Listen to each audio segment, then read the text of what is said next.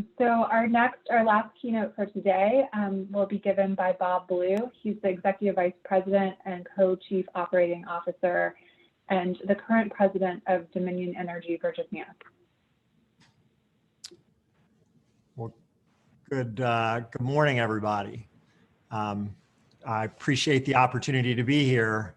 I am indeed the Co-Chief Operating Officer of Dominion Energy and the President of Dominion Energy Virginia, at least for one more day.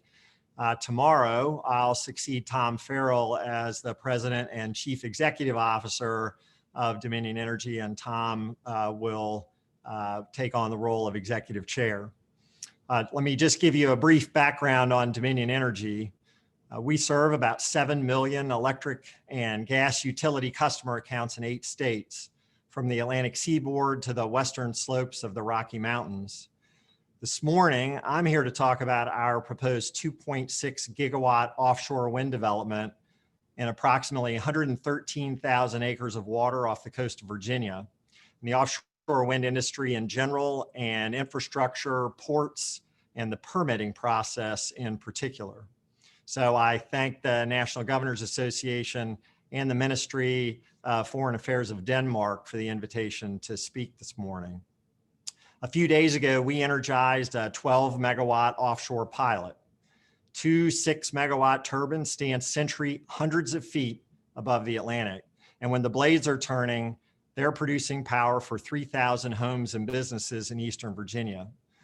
That was an important milestone because the project we completed with Ørsted was the first energized in federal waters using the BOEM process.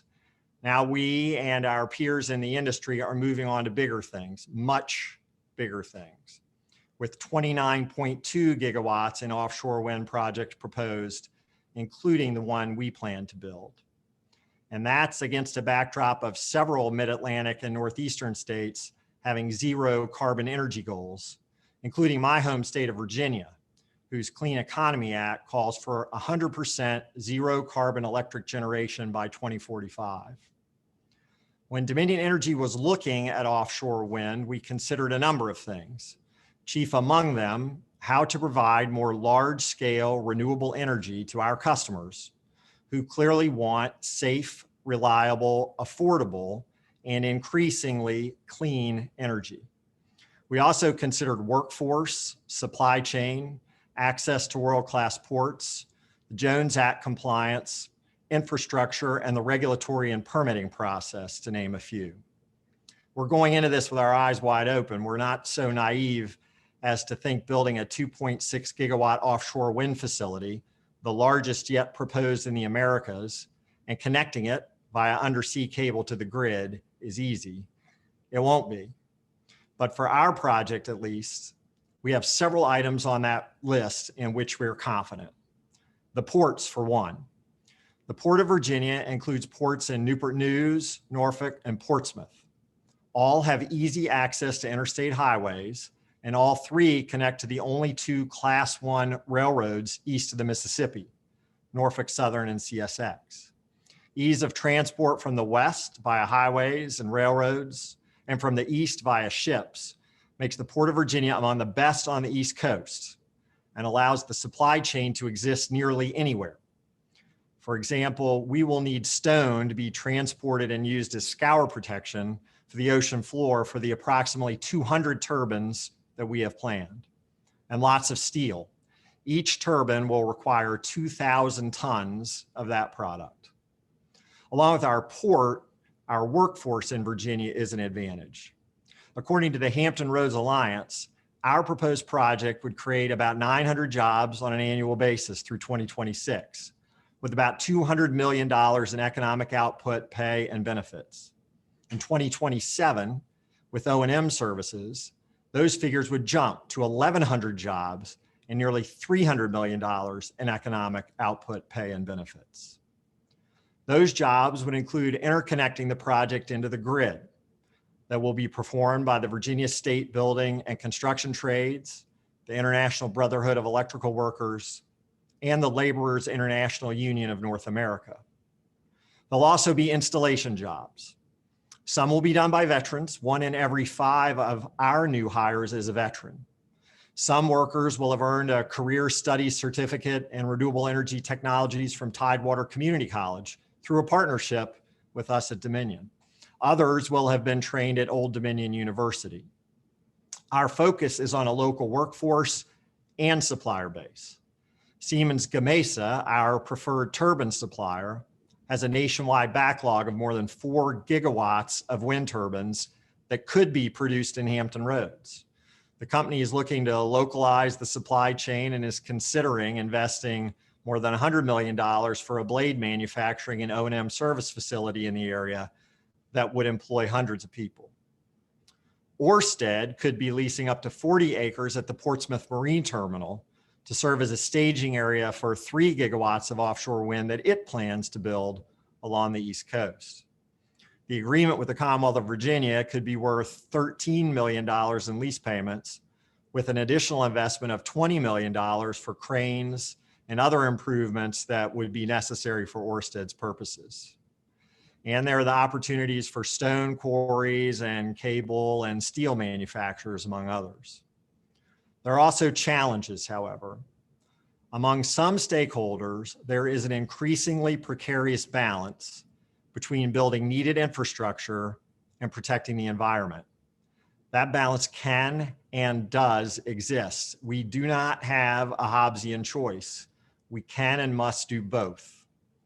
All of us here understand how critical it is to minimize environmental impacts that are the inevitable result of infrastructure expansion. And we want to improve the processes we use to develop, cite, and review this necessary infrastructure. To meet regulatory mandates and customer service expectations of reliable electric service, we must modernize existing and build new infrastructure. The energy industry is among the most capital-intensive businesses in the world, requiring multi-billion-dollar investments. Expansion and improvements to our network are constantly needed. Those expansions and improvements have an impact on the natural world. Offshore wind presents a real opportunity to improve the way in which we manage infrastructure development. Permitting a major project is very difficult, and it should be. These are often significant undertakings involving billions of dollars with a large footprint.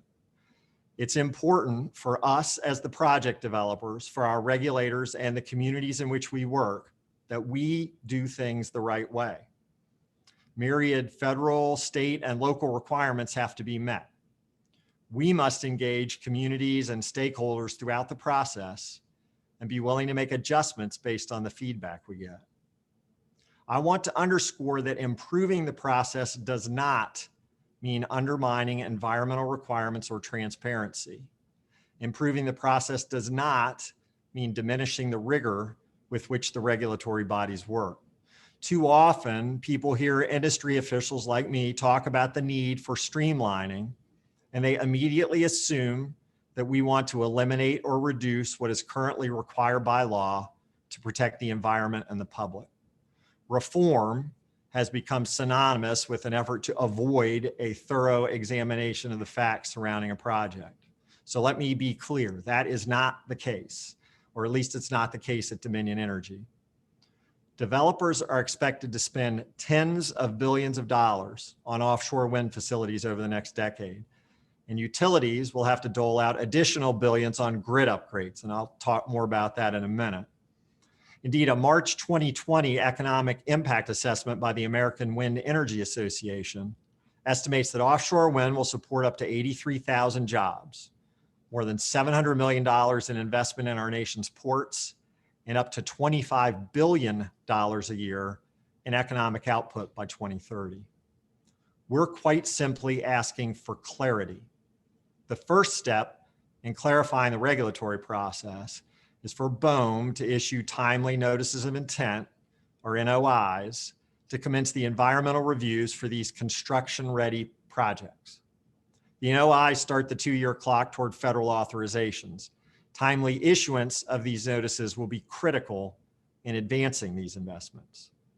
When we talk about the need for coordinated timelines and certainty with regard to scope of reviews, we don't mean that we will shortchange our responsibilities.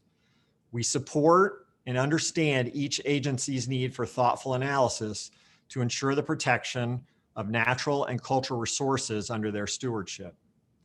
Ensuring that all agencies and stakeholders too adhere to a public and well-defined schedule allowing concurrent reviews would be tremendously valuable. It would acknowledge that each entity with a role in the process has a different set of responsibilities and expertise. We in the energy business also have responsibilities to improve the way we approach infrastructure projects.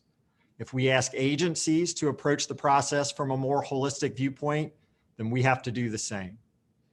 My industry must recognize that our projects affect the environment and that we must do what we can, not only to minimize that impact, but also to look at the opportunities to restore or improve natural, historic, and cultural resources. We need to investigate opportunities that appeal to our practical nature. We need to view projects as they affect not only the economy and end users, but also the natural world. We're always open to working with stakeholders on creative ways for environmental mitigation, but we are not open to just don't do it at all. These projects need to be done to serve our customers and the public good. Energy companies would like to see common sense improvements to the permitting process to provide more certainty to the timeline. We'd like clear communication about the scope of a review and information required. In turn, we should also use common sense in considering the environmental impact of our projects and identifying opportunities to minimize adverse impacts. And we must be clear in our explanations of the need, scope, design, and impacts of the projects. This applies not just to the developments themselves, but to the necessary grid improvements required to bring electricity generated from offshore wind turbines to homes and businesses. Dominion Energy Virginia has a best-in-class 500 kilovolt loop that serves as the backbone for our system and interconnects with Duke Energy to the south, AEP and First Energy to the west, and Exelon to the north. We're part of PJM, a regional transmission organization that operates the high voltage grid for 13 states and the District of Columbia, which allows power produced at the offshore facility to travel to load spots in the Mid-Atlantic and Midwest. That is, if we make upgrades to dozens of facilities, including to 115, 230, and 500 kilovolt lines, and the construction of new ones. And the same goes for Avangrid's Kitty Hawk project that is expected to come ashore in the Sandbridge part of Virginia Beach and interconnect with our system into PJM. It'll take time and hundreds of millions of dollars. And we're confident in our ability to make this work. But developers along the East Coast are going to need some certainty to make the investments necessary to integrate offshore wind resources into the grid. As I noted, our project and the Avangrid one off North Carolina require transmission upgrades and new lines. And those of us in the utility industry know how difficult it is to build new overhead infrastructure, even in existing rights of way. Let's say you need to rebuild a 500 kV line to accommodate new generating load. You might combine a 500 and a 230 line on the same lattice tower, making it taller than what was there before. Taller might be more efficient and get the job done best, but you can bet anyone living or driving or hiking or biking nearby will have an opinion, as will countless others. As with the BOEM process, utilities working with offshore developers will need clarity. A coordinated and streamlined effort among state utility commissions, FERC, RTOs, and federal and state environmental agencies and other agencies conducting NEPA, Clean Water Act, and endangered species reviews, for instance.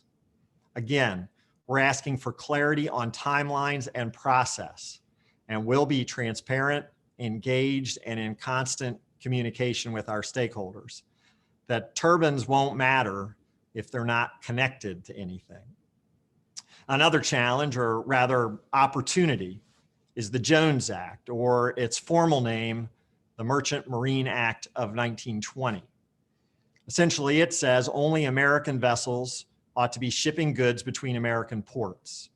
It was a response to German ships' attacks on American ships on the open water or docked in port during World War I. To be Jones Act compliant, a vessel must be owned by a U.S. company that is controlled by U.S. citizens with at least 75% American ownership. It must be built or rebuilt in the United States, and it must be registered or flagged in the United States. Dominion Energy is leading a consortium of companies in the offshore wind industry to construct the first Jones Act compliant turbine installation and jackup vessel in the nation. When it enters service at the end of 2023, this $500 million vessel will be more than 1.5 football fields long and 60 yards wide, about the size of 3 destroyers side by side by side. It would enter service in 2023 and be based at the Port of Virginia and deployed to build projects along the Atlantic coast. It will use 10,000 tons of domestic steel. The construction will be performed by Keppel Amfels and overseen by Dominion and Seajacks. The crane, which can support 2,200 tons of material, will be provided by Heisman. We're also working on constructing an American flag Jones Act compliant crew transport vessel that will also be based in Hampton Roads. The critical thing here is investing upfront in Jones Act compliant vessels to reduce the shipping and offshore wind construction costs down the road. Dominion Energy is excited to energize the first offshore wind project in federal waters and to pursue a larger build out in the next 6 years. Thank you again to the NGA and to the Ministry of Foreign Affairs of Denmark for hosting this summit and giving me and my company an opportunity to speak. I hope you enjoy the remaining sessions today and next Wednesday, and thank you very much. Thank you, Bob. Next slide, please.